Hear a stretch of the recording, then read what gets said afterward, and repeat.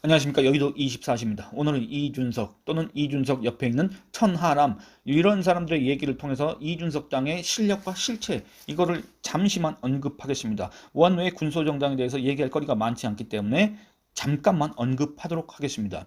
제가 계속 강조한 게 있습니다. 이준석 당의 한계를 계속 얘기하고 있습니다. 왜 제가 굳이 원외 군소정당을 지금 꾸려가는 이준석 개혁신당 대표 그리고 그 개혁신당에 대해서 이렇게 약간 비중 있게 얘기하냐 하면은 그렇습니다. 그러니까 지금 정치를 잘 모르는 그리고 이 어떤 정치에 대해서 관심을 갖게 된 지 얼마 되지 않는 그 소위 2030 남성들이 있습니다.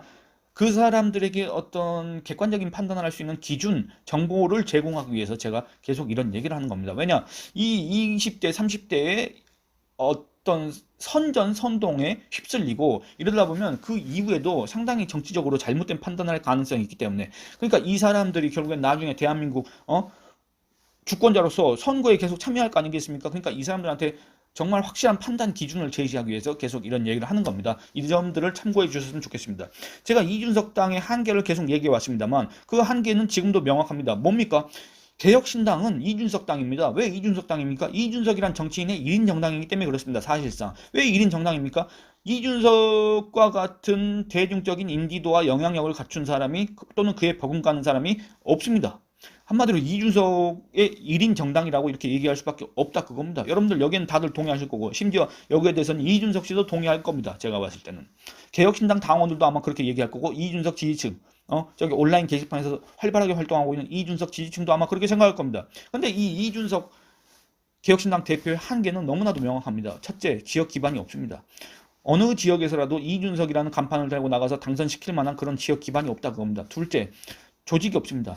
당을 만들었던 사람들은 대선 주자였습니다. 대선 주자들은 뭐였냐면 전국에 지원 조직들이 있고 외곽 조직들이 있고 그렇습니다.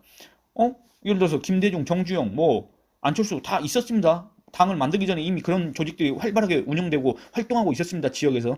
근데 전국 조직이 없습니다. 전국 조직이 없으니까 이준석이 혼자서 다 뚫고 다녀야 됩니다. 그게 가능하겠습니까? 그리고 세 번째, 돈이 없습니다. 왜 돈이 없습니까? 이준석 씨는 개인적으로 선거 치를 돈, 세 번 치를 돈을 벌었다, 가상화폐 거래로 벌었다, 자기가 프로그램 개발해서 돌리고 있다, 이렇게 얘기했지 않습니까? 설사 그 얘기가 사실이라고 하더라도 개인적으로 그 선거 세 번 치를 돈으로 어떤 정당을 운영하거나 선거 자금을 충당하기에는 역부족입니다. 돈이 없지 않습니까? 그러니까 돈이 없어서 그런가?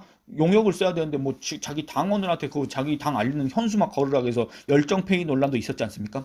그리고 마지막으로 결정적으로 사람이 없다. 사람이 없다는 두 가지가 있습니다. 현역 의원이 없다. 현역 의원이 없으면 어떻게 됩니까? 기여도 후순위로 밀리고 가장 큰 문제는 국고 보조금이 안 나옵니다. 현역 의원이 없으면. 그리고 사람이 없다. 두 번째 의미는 뭐냐면 뭔가 개혁신당이라고 하는데 개혁이라고 하는데 신당 새로운 당이라고 하는데 모인 사람들을 보면 참 그 개혁과 또는 새로움과 거리가 먼 사람들이다. 대체 그러면 저 이준석 당은 뭐 때문에 개혁신당을 표방하고 있느냐, 뭐 때문에 정치개혁을 외치고 있느냐, 뭐 때문에 국가개혁을 외치고 있느냐 이런 생각이 든다 그겁니다. 그냥 또 얘기하자면 그 사무총장에 나오는 김철근 씨가 전과 5범인가 거기에다가 무면허 한 번, 그다음에 음주운전 2번, 뭐 때문에 그 김정은 씨가 개혁신당의 사무총장을 하고 있으며 그 허은하 음주 전과 2범이지 않습니까? 그 사람이 개혁신당의 지도부 최고위원을 하고 있지 않습니까? 이런 상황을 봤을 때 이준석 당의 한계는 너무나도 명확하다. 근데 이 얘기를 이제 이어서 하려면 누굴 얘기하느냐? 천아용인이 있다 이렇게 얘기하실 분들을 위해서 제가 천아용인 중에서 천하람 변호사에 대해서 얘기를 한번 해보려고 합니다. 이준석 옆에는 사람이 없다고 하면 천하용인이 있지 않느냐 이렇게 얘기합니다. 근데 또 그렇게 얘기하면 용은 이미 빠졌지 않느냐, 김용태 국민의힘에 잔류했지 않느냐 이렇게 얘기하는데 여러분 대신에 김용남 전 의원이 들어가서 이제 천하용인이 다시 구색이 갖춰졌지 않습니까? 천하용인을 계속 천하용인으로 불러주는 것도 어떻게 보면 이 사람들이 감사해야 될 것 같은데 이 천하람 변호사에 대해서 얘기를 하겠습니다. 지금 개혁신당 최고위원으로 있는데 이 사람의 지금 현재 상황을 우리가 통해서 개혁신당의 실력과 실체를 다시 한번 확인할 수가 있다. 이런 얘기를 하고 싶습니다. 여러분들 천하람 변호사라는 사람 언제부터 아셨습니까? 이준석 씨가 천하용인으로 띄우면서 자기의 네 마리 말로 전당대회에 내보내면서 그때부터 아마 알게 됐고 그때부터 언론에 자주 인용이 됐을 겁니다. 등장했을 텐데 이 천하람 변호사 개혁신당 최고위원이 이 국민의힘 전당대회에서 떨어지고 나서 전패, 이준석 계열 전패, 이준석의 네 마리 말은 모두 경주에서 패배했지 않습니까? 그 이후에 뭐라 그랬냐? 무소속 출마, 그러니까 이준석계가 탈당한 것서 신당 차리는 거 아니냐, 무소속 출마하는 거 아니냐, 이렇게 이제 질문을 하니까 무소속 출마를 언급하는 건 적절하지 않다. 그러나 내 지역구, 자기가 저기 순천 뭐 위원장이었지 않습니까? 내 지역구에서는 무소속 출마하면 표가 더 많이 나온다. 무소속 출마하겠다는 건 아니다. 이렇게 얘기했습니다. 그러니까 자기는 오히려 국민의힘이랑 간판이 자기의 어떤 미래, 어떤 자기의 지지, 자기의 득표 이런 거를 가로막는 장애물, 걸림돌일 뿐, 내가 그 집만 벗어버리면 나는 순천에서 무소속으로 나오면 내가 표 받을 자신이 있다. 지금 이런 어떤 자신감을 내비친 거 아니겠습니까? 그리고 또 이렇게 얘기합니다. 2024년 10월 23일 날 그때 당시에 이제 이준석 뭐 탈당, 이준석 신당 창당, 뭐 탈당 가능성 어쩌고 저쩌고 하고 있을 때 이 천하용인 이준석과 같이 나가느냐 이런 질문을 받을 때 나는 누구에게도 소속돼 있다고 전혀 생각하지 않고 상황에 맞춰 판단하고 정치적 행보를 할 생각이다. 나는 이준석과 동치적 관계에 있지만 세트는 아니다. 라고 주장을 했습니다. 근데 그거는 네 생각이고 순전히 말하면 천하람 생각이고 우리 국민들이 봤을 때 이준석과 천하람은 세트일 수밖에 없지 않습니까? 여러분들 이준석 씨가 요새 뭐 자꾸 뭐 중국집을 자꾸 예로 드는데 저는 이런 비유를 정말 싫어합니다. 듣는 사람을 혼란하게 하는데 그냥 그 이준석의 표현을 차용해서 얘기하면 이렇습니다. 그러니까 이준석이 짜장면이라면 맛이 있든 없든 그 짜장면이라고 한다면 천하람은 거기에 나오는 단무지, 양파, 그 춘장 그 정도 되는 사람 아닌가 이렇게 생각하시는 분들이 혹시 많이 계시지 않을까 이런 생각을 해봅니다. 그러니까 뭐냐면 이준석이란 정치인은 그 인성과 실력과 장래 가능성을 떠나서 현재 상태에서는 독자적으로 움직일 수 있습니다. 독자적으로 이슈를 만들어낼 수 있는 사람입니다. 그거는 인정을 해야 되지 않습니까? 그런데 천하람 이 사람은 그렇습니까? 그렇지 못합니다. 이준석 대표가 그나마 천하용인이라고 띄워주고 원체 같이 할 사람이 없으니까 개혁신당으로 같이 가가지고 최고위원이라고 자기들끼리 온갖 감투 씌워주고 자기들끼리 이렇게 축혀 세워주고 있지만 그리고 그 덕에 간간히 언론 매체에 출연해서 개혁신당 최고위원이랍시고 이렇게 활동을 하고 있지만 정치적으로 천하람이라는 사람의 영향력, 위상? 그거 굳이 제가 얘기를 해야 되겠습니까? 얘기할 필요가 엄밀히 얘기하면 그런 가치가 별로 없지 않습니까? 여의도 또는 그 외곽에서 어떻게든 정치권 연주를 잡아서 어떻게든 한 자리 해보려고 하는 그 여의도 낭인들, 정치 낭인들보다는 조금 괜찮은 수준? 왜냐면 방송에 간간히 출연하니까 그리고 뭐라도 한 자리 갖고 있으니까 그것보다 조금 괜찮은 수준일 뿐 천하람 변호사, 천하람 개혁신당 최고위원이 정치적으로서 그들보다 어떤 영향력이 있다고 여러분들 생각하십니까? 그렇다고 얘기할 근거를 찾기가 쉽지 않습니다. 그러니까 이런 천하람, 자기가 무소속으로 나오면 자기가 국민의힘 그것만 떼버리면 오히려 자기의 정치적 활로가 열릴 수 있다고 생각했던 그 천하람, 우리 국민들 앞에 그렇게 호언장담했던 천하람과 관련해서 익히 예상했던 여론조사 결과가 나왔습니다. 여수 MBC가 코리아 리서치 인터내셔널에 의뢰해서 이제 31일 날 발표된 여론조사 결과입니다. 이 여론조사 뭐 이것까지 읊어줘야 된답니다. 2024년 1월 28일부터 29일까지 전남 순천 광양 곡성 구례갑 거주 만 18세 이상 유권자 500명한테 무선 전화 면접으로 진행했으며 자세한 내용은 중앙선거 여론조사 심의위원회 홈페이지에 있습니다. 이 여론조사 결과를 보면 이렇습니다. 익히 예상한 겁니다. 여론조사 결과 지지율 1위는 소병철, 지금 현역 의원입니다. 더불어민주당 의원 22%. 근데 쭉 가서 천하람이 어디 있나 봤더니 이제 천하람 개혁신당 최고위원 5%입니다.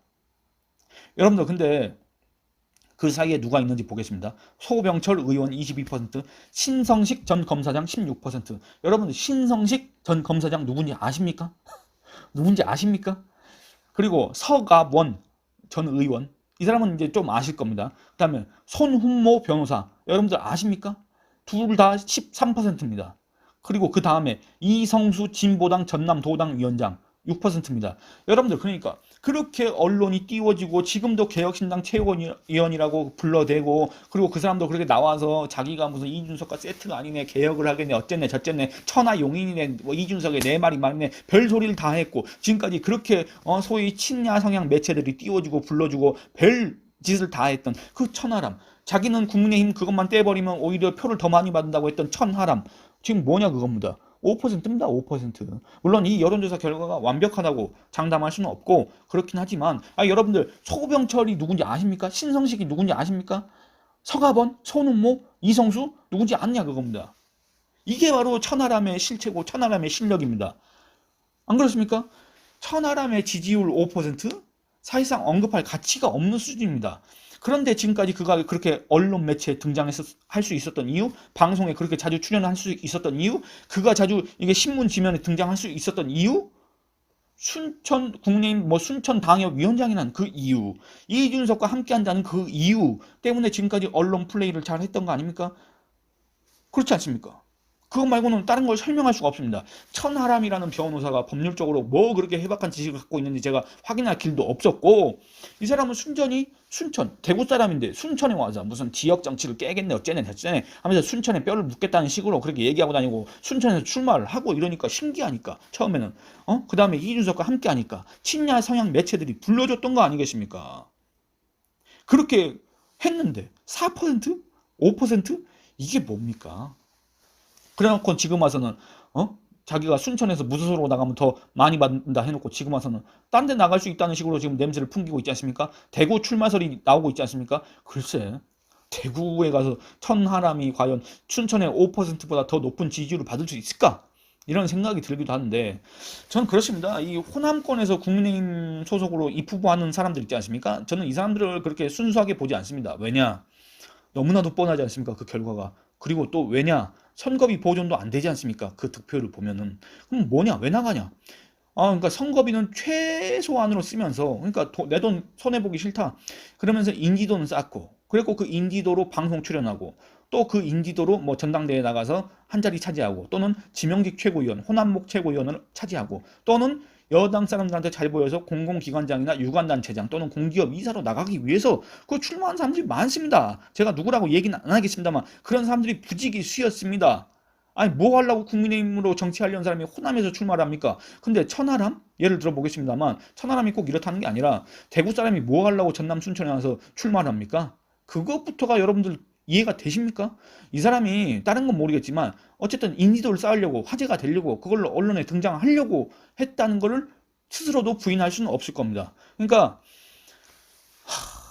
제가 이 사람에 이렇게 대해서 자세히 얘기하는 거 갑자기 현실 자각 타임 이게 와서 약간 말이 끊겼는데, 뭐 천하람 변호사 대구 가서 개혁신당 최고위원 개혁신당 후보로 나가서 과연 얼마나 받을까? 제가 그건 잘 모르겠습니다만 그간에 변호사 활동했고 방송하면서 돈은 많이 벌었을 테니까 선거비 보전 한 푼도 못 받는 거 뭡니까? 10% 미만으로 받으면 한 푼도 못 받지 않습니까? 뭐 그렇다고 하더라도 경제적으로 큰 타격은 없을 테니까 뭐 대구에 나가든 순천에 나가든 큰 차이는 없을 거라고 제가 생각을 합니다. 근데 어쨌든 이 천하용인의 앞다리 천하람 이 사람을 통해서 이준석과 함께하는 최고위원 개혁신당의 최고위원 이 사람을 통해서 우리가 개혁신당 이준석 당의 실력과 실체 그리고 그동안 이준석이란 사람이 그렇게도 뛰어왔던 천하용인의 그 실력 우리 국민에 대한 평가 그 해당 지역에서 그렇게 활동했는데도 이 정도 평가밖에 못 받는 이 사람의 실력을 우리가 간접적으로나마 확인할 수 있었다. 이런 생각을 해봅니다. 여러분들 제 의견에 뭐 공감을 하시든지 반대를 하시든지 의견을 많이 남겨주시기 바랍니다. 오늘 이만 줄이겠습니다. 감사합니다.